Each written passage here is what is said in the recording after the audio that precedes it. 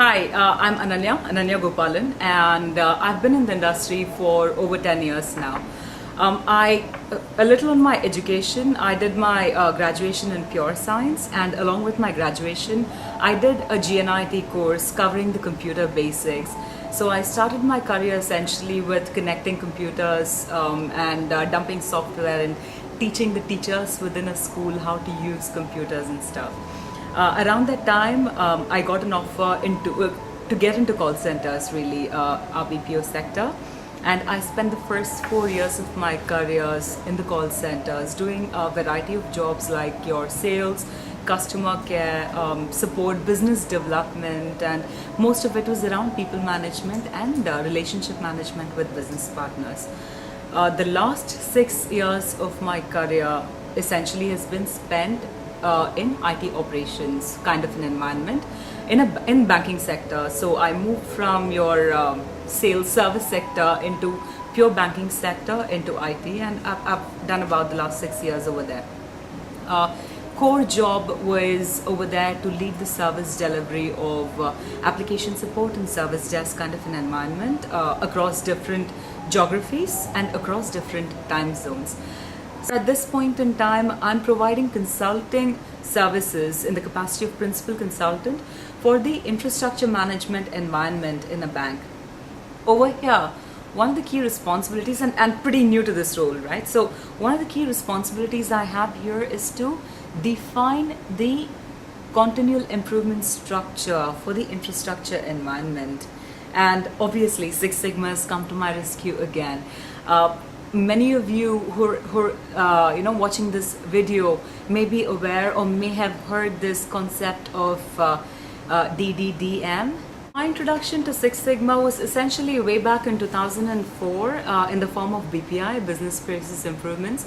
That's the way the company I was associated with then were driving Six Sigma, right? So we had a problem in our environment. It was a customer care environment, and the problem was first contact resolution was not as good as the business wanted it to be, and we wanted to see it, etc. And at that point in time, while a lot of us had ideas to improve first contact resolution, first call resolution, etc., none of them seemed to be working, or we didn't know whether the ideas that we were implementing were actually working, giving the necessary results or not. Giving that whole initiative a greenbelt structure, getting a team together, getting a set of experts together, sitting, brainstorming, thinking about what are a few things that can work, what are a few things that cannot, listening to what the data is actually telling you instead of going by the gut feel, because most of us do that. I've been doing this for a long time, so I know this may be the right way to do it. So Six Sigma tries to eliminate that, and it was an amazing experience. We managed to improve first contact resolution by, if I remember right, about 8 to 10% at that point in time, and it was data-driven decision making. And that's one of the things that at times we as banks or IT environments or service industry tend to ignore, because we've been doing something for a long time and we think it works that way, or we go by a gut feel, etc. So one of the things that I'm trying to introduce is how is it that we make effective decisions, but basis data, basis what your data is telling you. So for that, first, can we start getting the data? Can we start getting meaningful data? Can we start first looking at meaningful information, collating it, and then trying to listen to what that data is saying? And Six Sigma is really helped me. My main motive behind going for this black belt certification with Benchmark was to ensure I get new ideas, I get fresh ideas around how is it that I can structure the continual improvement environment in my organization better. And to say I've got a lot of ideas, I think would be really an understatement. One of the things that I know I'm going to be using probably right on Monday when I go to office is how can I do DOE in my environment? And I've got a couple of really, I would say, innovative ideas to get the DOE in the environment, in one of the environments that I'm leading, one of the improvements that I'm leading, because you think a couple of options are going to work, either basis your past experience or basis what the experts are telling you. But DOE gives you a way to see how does it help you, how do a couple of combinations help you, what does it do to your end goal. So that's one of the things I know for a fact I'm going to do. Visual aids is one of the things we all know they work, but we rarely use it.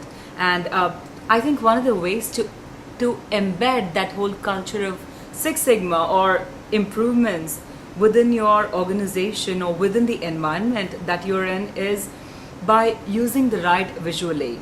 And what visual aid can be better than putting the data in a form that's easily understandable to people, and that's easily understandable to those guys who are actually responsible for the data looking the way it's looking. So you get your control limits in place, you put up control charts, you put up histograms, etc., which shows what's happening to the metrics and how those metrics looking at a team level, at a site level, at a process level.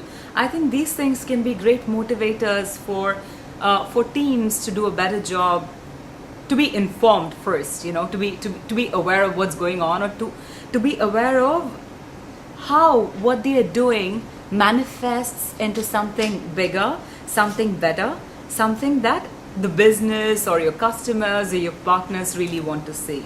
The correlation of the metrics. For instance, probably they are patching servers, or let's say they are delivering a service within 5 minutes, 10 minutes.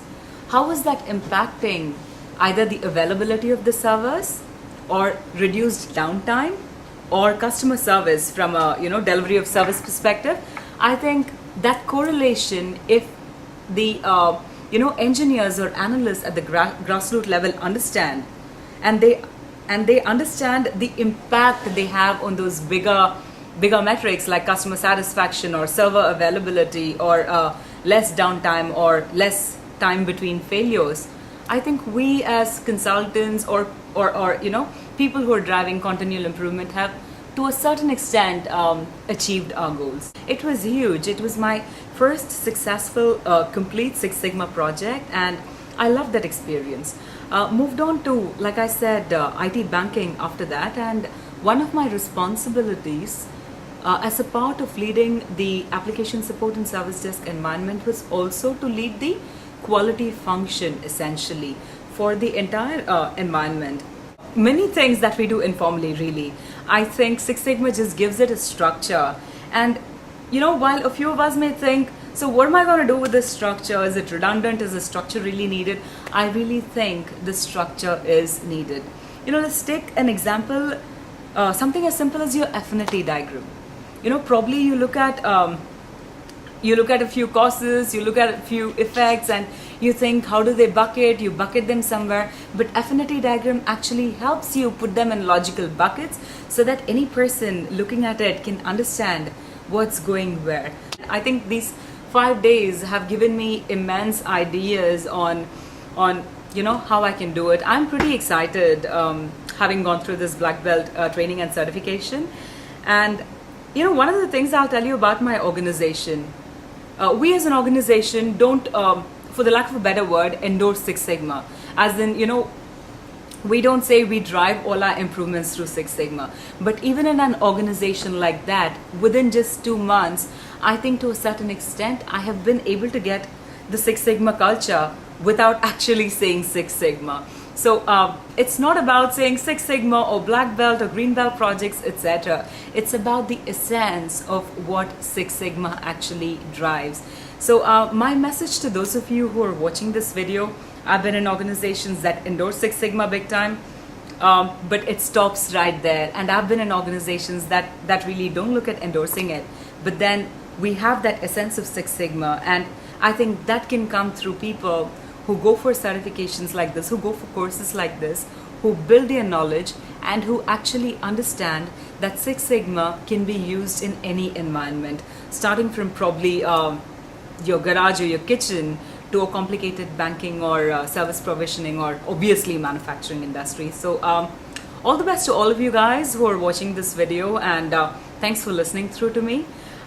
I hope Six Sigma works for you because it's working for me big time. Thank you. Bye bye.